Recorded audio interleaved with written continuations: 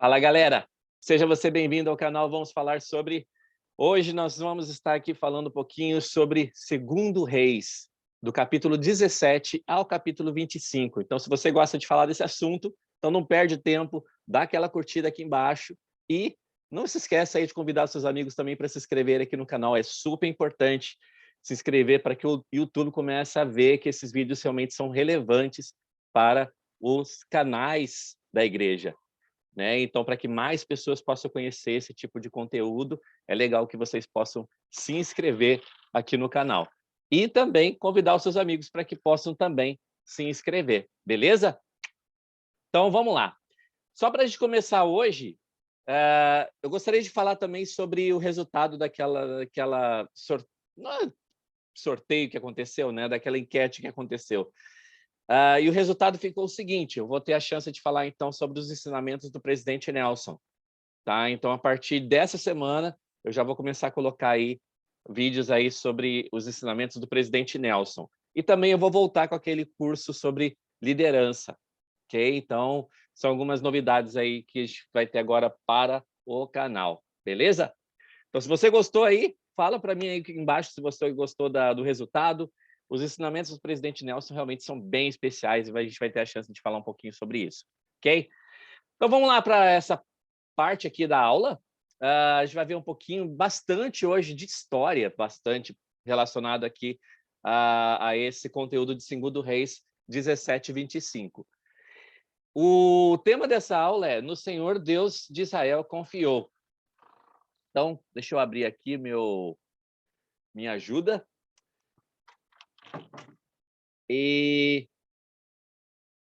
Bom, vamos lá.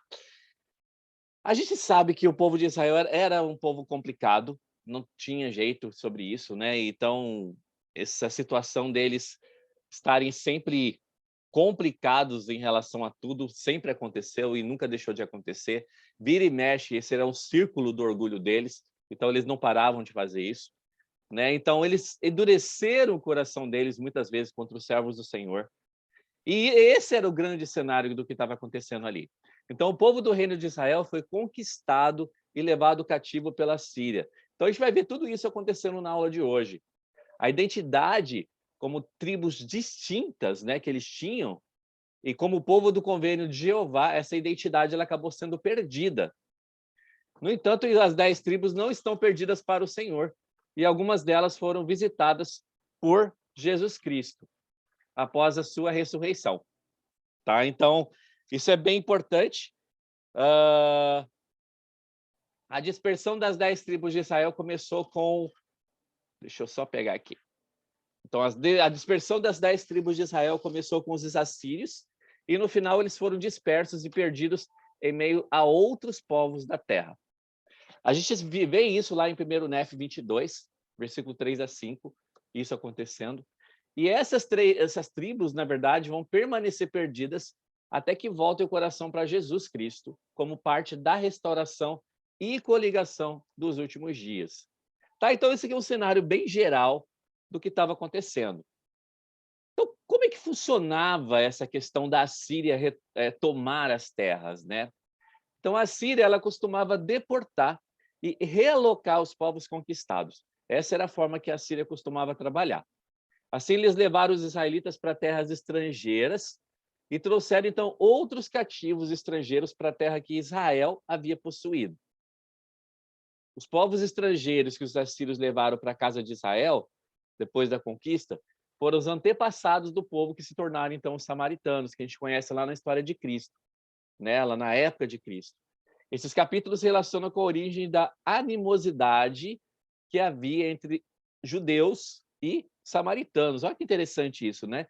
Então, a gente começa a entender aqui um pouquinho dessa discordância que sempre houve aí, essa rivalidade entre samaritanos e judeus, porque eles eram povos trazidos pelos assírios para habitar nessas terras que eram terras dos judeus antigamente, né?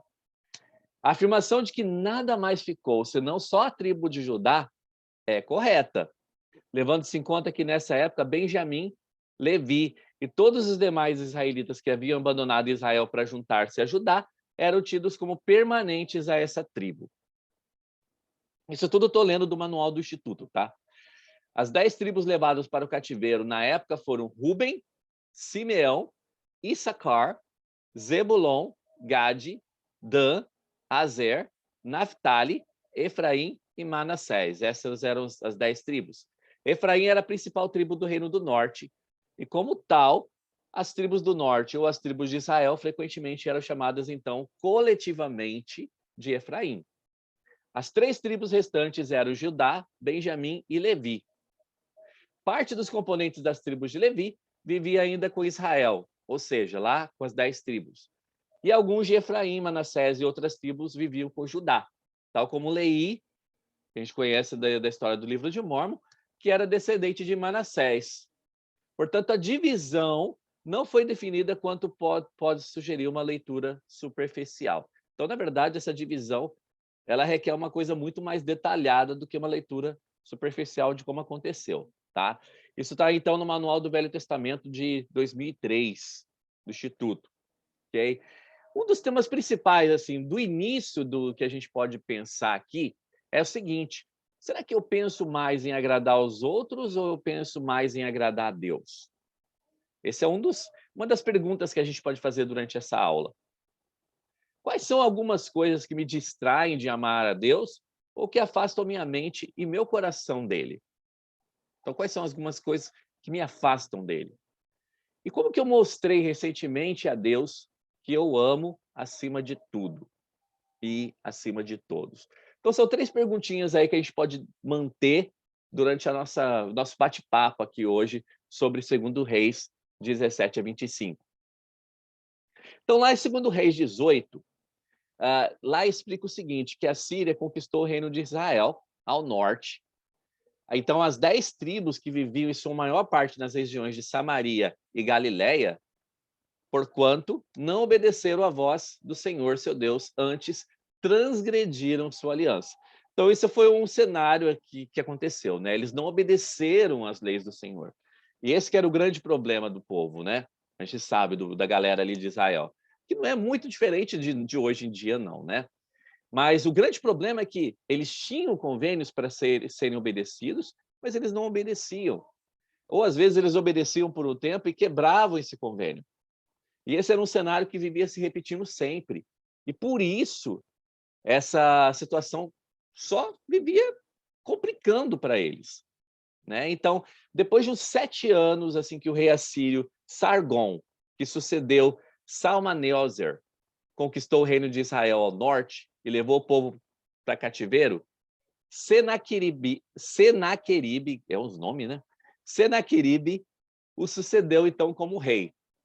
Tá? Então, depois de Sargon, veio, então, esse cara aí chamado Senaqueribe, que sucedeu ele como rei. Então, Senaqueribe planejou conquistar Jerusalém, a capital ali do reino de Judá. O exército assírio parecia, então, invencível. Eles tinham reputação de arrasar violentamente as terras e torturar os povos que conquistavam, inspirando temor naqueles que se opunham a eles. E aí foi quando o profeta Isaías apareceu para essa galera e profetizou sobre a invasão assíria. E a gente começa a ver algumas coisas aqui acontecendo, né? Lá em 2 Crônicas 32, versículo 6 a 8, só para a gente correlacionar com essa parte que a gente está vendo, fala um pouquinho sobre o rei Ezequias. E o conselho que o rei Ezequias deu, então, já que ele ouviu Isaías, ele ouviu o que Isaías estava falando, então ele resolveu dar o conselho para o povo. E ele falou sobre a invasão dos assírios, né? Sede fortes e corajosos, não temais, nem vos espanteis por causa do rei da Síria, nem por causa de toda a multidão que está com ele. Porque há um maior conosco do que com eles. Com eles está o braço da carne, mas conosco o Senhor nosso Deus, para nos ajudar e para guerrear nossas guerras. E o povo descansou nas palavras de Ezequias, ali o rei de Judá. Mas olha que interessante essas palavras de Ezequias, que o Senhor estava com eles. Ele falou, a confiança que ele tinha, né? Conosco o Senhor nosso Deus está, para nos ajudar a guerrear as nossas guerras. Ou seja, ele confiava realmente que o Senhor estava com eles ali. que o Espírito iria realmente ajudá-los. E ele estava dando ouvido a Isaías, essa que era a grande questão. Então, o rei Ezequias, ele tinha essa preocupação, né, de passar essa confiança para o povo que estava sendo passado ali pelo Senhor. Então, o exército assírio chegou ali aos arredores de Jerusalém depois de conquistar cidades pelo caminho. Então, eles vieram conquistando várias cidades até chegar ali aos arredores de Jerusalém. O que Ezequias fez? Ele enviou então mensageiros para informar o profeta Isaías a respeito das ameaças dos assírios e também para buscar o seu conselho e pedir-lhe que orasse pelo povo. Então, olha o que Ezequias ele fez, e isso que é interessante. O rei Ezequias fez 3 coisas para que ele pudesse voltar-se ao Senhor. Ele foi ao templo, isso está lá em 2 Reis 19, versículo 1. Ele procurou o conselho do profeta, lá capítulo 19, versículo 2 a 5, e ele orou ao Senhor. Então, são 3 pilares que podem nos ajudar a resolver problemas em nossas vidas, né? Ir ao templo, procurar o conselho do profeta e orar ao Senhor.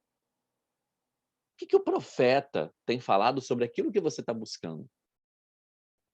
Que respostas você está recebendo do Senhor sobre aquilo que você está buscando?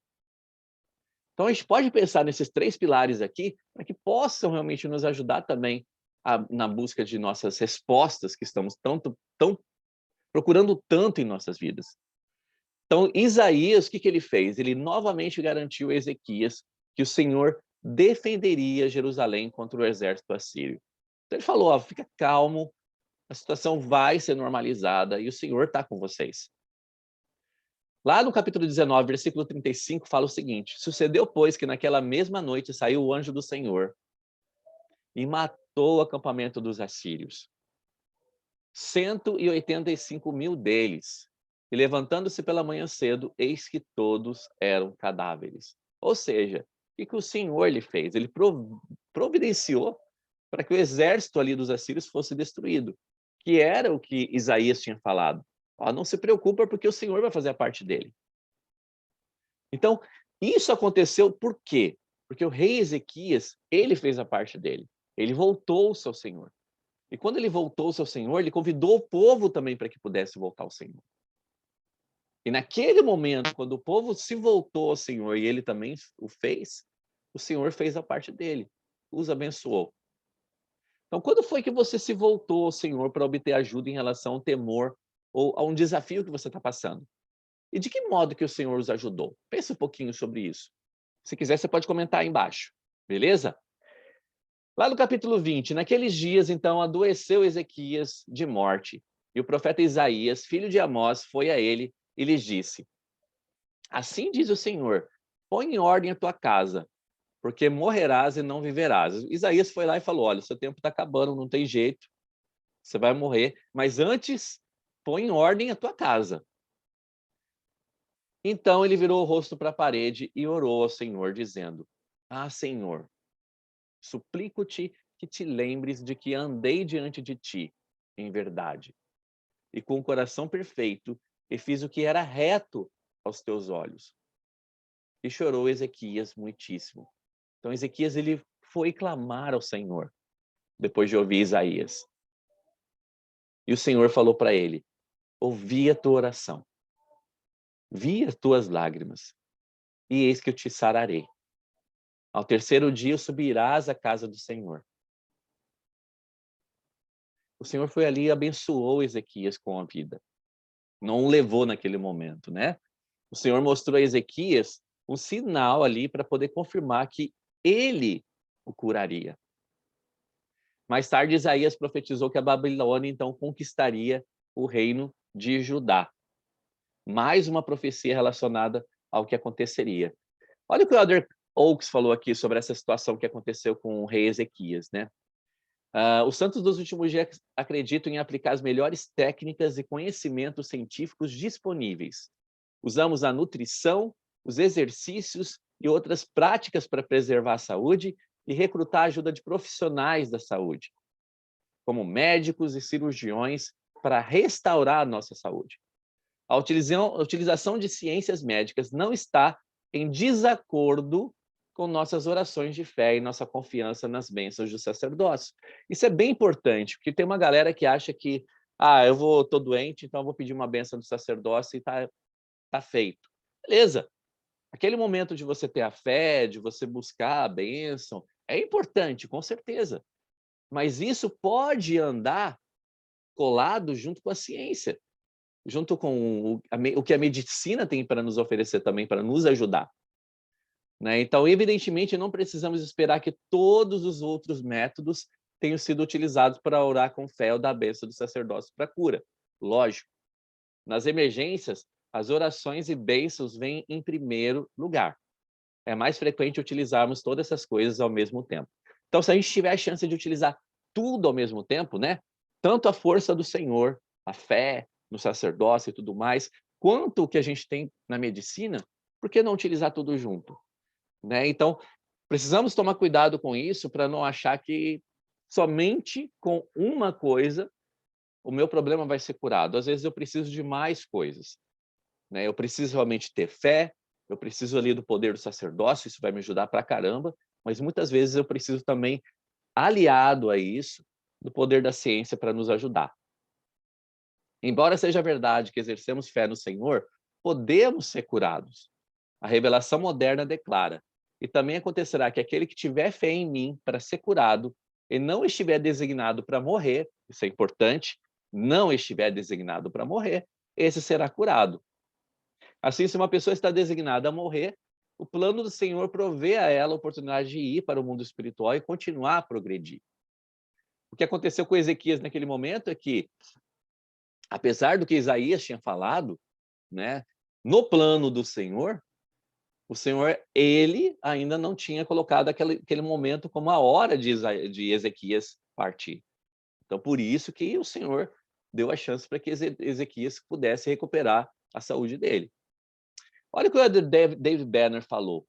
Né? Ele contou a experiência de um jovem pai que ficou sabendo que a filha dele, de 4 anos, estava gravemente enferma. Falou o seguinte: o pai se ajoelhou para orar, rogando para que a vida da filha fosse poupada. No entanto, ela piorou. Aos poucos, o pai percebeu que a sua filhinha não sobreviveria. E, gradualmente, suas orações se modificaram. Ele já não orava pela cura, mas ele orava por compreensão.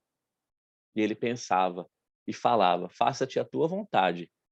Essa era agora o tom das suas súplicas. Discernir e aceitar a vontade de Deus em nossa vida são elementos fundamentais ao se pedir com fé em oração significativa. Entretanto, não é suficiente dizer: seja feita a tua vontade. Cada um de nós precisa da ajuda de Deus para submeter a Ele a nossa vontade. A oração é o ato pela qual a vontade do Pai e a vontade de um filho entram em sintonia. A oração humilde, sincera e persistente nos possibilita reconhecer a vontade do Pai Celestial e alinhar-nos a ela. Isso foi de uma Liarrona de 2008, um discurso chamado Pedir com Fé. Eu achei bem tocante essa história, né? Porque muitas vezes a gente fala para o Senhor que seja feita a tua vontade. Mas será que realmente eu estou alinhando a minha vontade com a vontade do Senhor naquele momento? E muitas vezes, quando a gente está passando por momentos difíceis, desafios em nossa vida, às vezes é complicado eu pensar realmente se a minha vontade está alinhada com a vontade que o Senhor tem para aquele momento. Então, é uma das coisas que a gente pode tentar analisar melhor em nossa vida também. É tentar ver como eu posso alinhar minha vontade com a vontade do Senhor. Então, o rei Ezequias, ele acabou morrendo depois, né, dessa história toda. Lógico, chegou o tempo dele partir. E lá no capítulo 21 fala sobre a descendência, né, do reinado dele. E aí fala sobre Manassés. Versículo 1. Tinha Manassés 12 anos de idade quando começou a reinar. E ele 55 anos reinou em Jerusalém. E era o nome de sua mãe, Refzibá. E olha só a diferença de Manassés para Ezequias, né? E fez o que parecia mal aos olhos do Senhor, conforme as abominações das nações que o Senhor desterrara de suas possessões de diante dos filhos de Israel. Ou seja, a iniquidade voltou a acontecer no reinado. Então, Manassés, só para a gente ter uma ideia, né, o que ele fez? Ele ofereceu um de seus próprios filhos como sacrifício a um dos deuses lá pagãos que eles serviam, né? E ele consultou e seguiu falsos profetas e profecias também. Então, ou seja, o que a gente aprende com isso daqui, né? Que devido às escolhas iníquas do reinado, as nossas ações também podem levar outras pessoas a pecar. Então, porque Manassés ele pecava, o povo também começou a seguir esse exemplo. É diferente do que estava acontecendo com Ezequias. Ezequias ele estava mostrando um exemplo totalmente oposto disso. E o povo estava começando a seguir. Só que quando veio Manassés e trouxe todo essa adoração a deuses falsos novamente, toda essa pecado, essa abominação, as pessoas começaram a seguir isso também, começaram a pecar novamente. Manassés morreu, e aí o seu filho Amon se tornou rei naquela época. Amon seguiu o exemplo de seu pai, e ele governou também de modo iníquo. Ele foi morto por seus servos 2 anos depois de se tornar rei. O povo então nomeou o filho de Amon, Josias, como novo rei. Finalmente, nós tivemos então uma situação diferente, né? Ele reinou ali em Jerusalém por 31 anos. E olha a diferença no versículo 2 aqui do próximo capítulo 22. E fez o que era reto ao Senhor, e andou em todo o caminho de Davi, seu pai, e não se apartou dele nem para a direita, nem para a esquerda. Então, finalmente, nós temos agora um rei justo novamente aqui no capítulo 22. Então, voltamos a ter um rei justo para que ele possa tentar colocar o povo no eixo de novo. Então, lá em 2 Reis 22, versículo 3 a 7, fala que Josias providenciou o pagamento para os trabalhadores para que reparasse a casa do Senhor em Jerusalém. Ou seja, para que reparasse o templo dele. Lá dentro do templo, eles encontraram pergaminhos que continham escrituras, incluindo a lei que o Senhor dera por intermédio de Moisés. Então, muita coisa do que está lá em Deuteronômio foi encontrado dentro desses pergaminhos aqui que estavam dentro do templo. Então, as escrituras haviam sido perdidas ou escondidas no reinado dos reis iníquos, que antecederam ali Josias. Então, Josias, o que ele falou para o sacerdote? Falou o seguinte: ide e consultai ao Senhor por mim, lá no versículo 13, e pelo povo e por todo o Judá, acerca das palavras desse livro que se achou. Porque grande é o furor do Senhor, que se acendeu contra nós, porquanto nossos pais não deram ouvido às palavras desse livro, para fazerem conforme tudo quanto de nós está escrito. Ele falou, ó, vai lá, aprende acerca dessas palavras, desse livro que foi encontrado, né, para que nós possamos entender e aprender com as histórias de nossos antepassados. E ele falou aqui, né, para que nós possamos fazer conforme tudo quanto de nós está escrito, ou seja, ele queria aprender sobre tudo que estava ali escrito para que eles pudessem seguir. Olha o que o presidente Kimball falou aqui. Eu estou convencido de que todos nós, em algum momento de nossa vida, precisamos descobrir as escrituras por nós mesmos.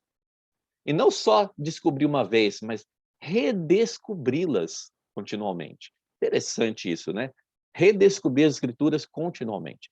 Eu sinto fortemente que todos nós devemos voltar-nos para as escrituras, assim como fez o rei Josias, e permitir que elas exerçam um poder sobre nós, impelindo-nos a uma determinação inabalável para servir ao Senhor.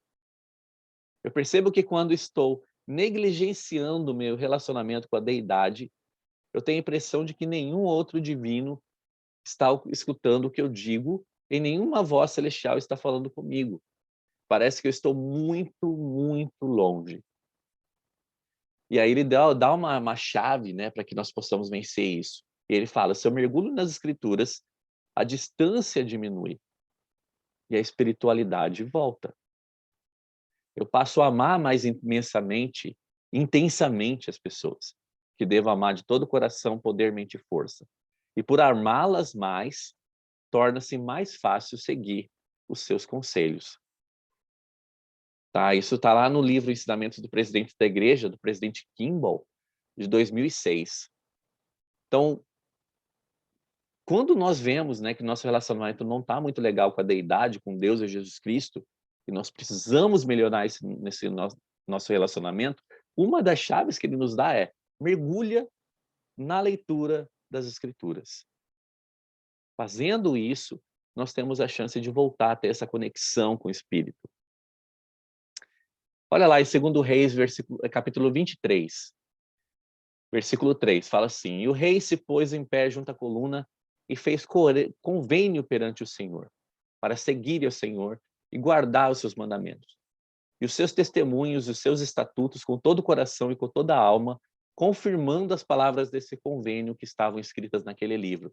E todo o povo aderiu a esse convênio. Olha que importante isso, né? Todo o povo aderiu a esse convênio que o rei fez ali com o Senhor. Então, a nos esforçar para viver o evangelho, você incentivará seus amigos e a você mesmo a fazer isso. Dê o exemplo, cumprindo os mandamentos, participando de atividades da igreja, preparando-se para servir o Senhor por toda a vida e permanecendo digno de entrar no templo. Isso aqui está no Para o Vigor da Juventude, tá? Lá na página 17. Convide seus amigos de outras religiões para suas reuniões e atividades da igreja. Ajude-os a sentirem-se bem-vindos e aceitos. Muitas pessoas filiam-se à igreja devido ao exemplo e integração de seus amigos.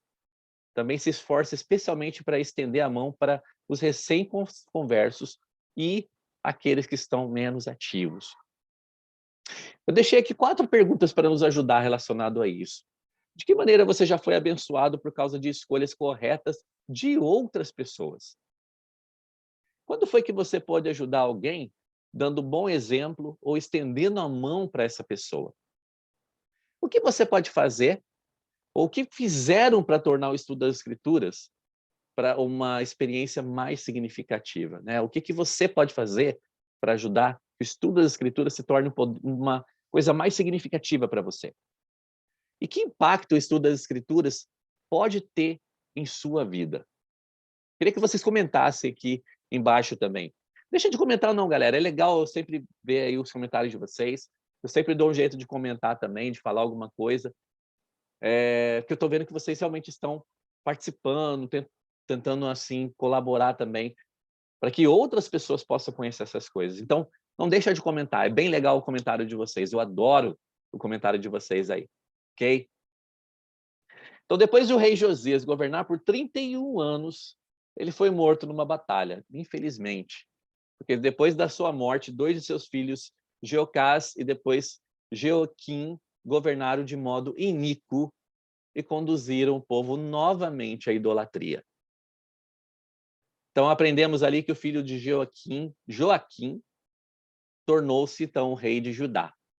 E nessa época, Nabucodonosor, rei da Babilônia, cercou Jerusalém. Então, a gente viu que realmente que nessa época o Senhor perdeu totalmente a paciência com a galera.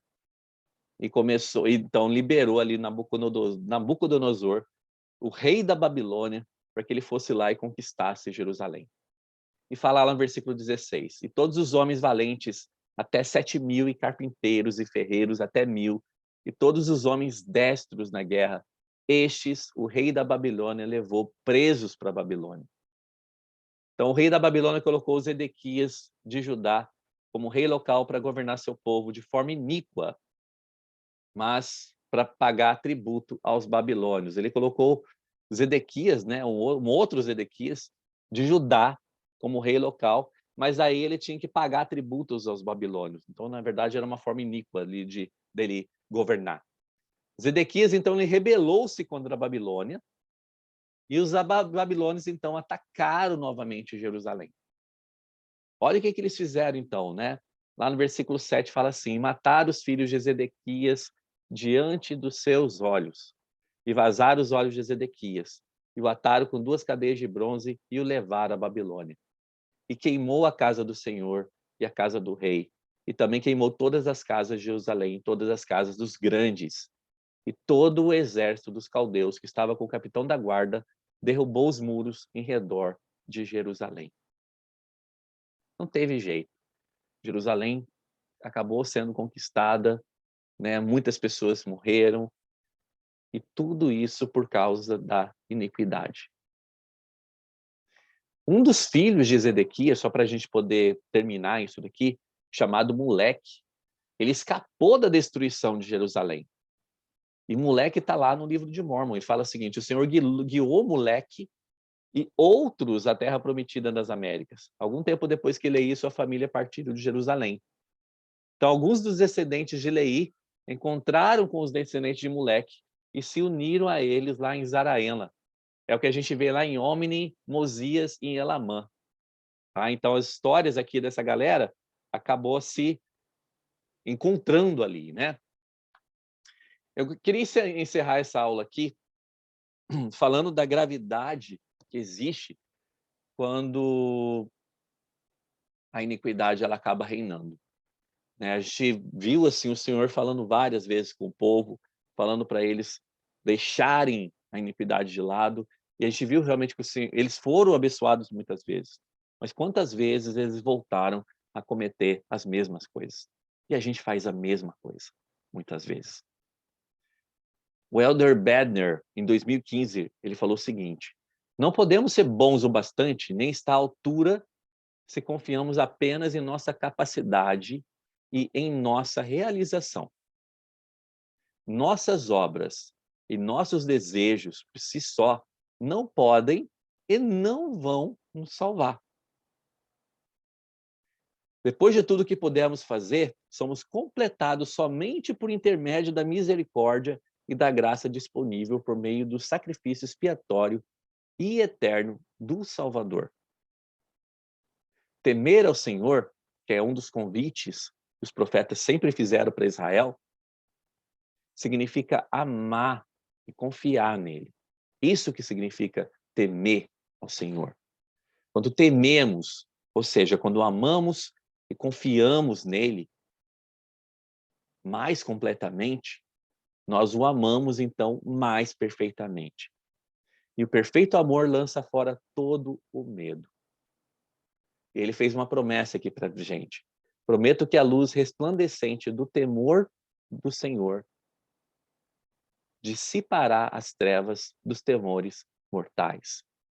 Ao confiarmos no Senhor, edificarmos nele como nosso alicerce e prosseguirmos em seu caminho de convênios com compromisso consagrado. Irmãos, espero que essa aula possa ter sido de grande valia para vocês. Eu sei que são capítulos, às vezes, que as pessoas têm alguma certa dificuldade para poder aprender ou dificuldade para poder estudar, porque são capítulos muito históricos, às vezes, né? Mas nós podemos aprender bastante com essas histórias. E que possamos lembrar do que aprendemos nessa aula de hoje, né? Sobre dar valor às Escrituras. E realmente temer ao Senhor. Mas esse temer é no sentido de demonstrar amor por Ele. E nós demonstramos amor por Ele a partir do momento que nós estamos guardando os mandamentos e fazendo a vontade dEle. E dessa forma nós vamos ter a companhia do Espírito. Obrigado pela sua participação, obrigado aí por ter assistido essa aula, esse nosso bate-papo. Não deixa de dar aquela curtida, se inscrever aí no canal, convidar os seus amigos para se inscreverem também. E fica de olho, fica aí ligado, porque essa semana ainda tem aí um vídeo aí relacionado ao curso do Presidente Nelson, Ensinamentos do Presidente Nelson. Tá? E a gente tem uma outra parte aí relacionada também aos vídeos sobre liderança. Então, quem estava assistindo aqueles vídeos sobre liderança, vou voltar a postar alguns vídeos essa semana também. Beleza? Obrigado aí, galera. E a gente se vê então na próxima. Abraço aí para você e tchau, tchau.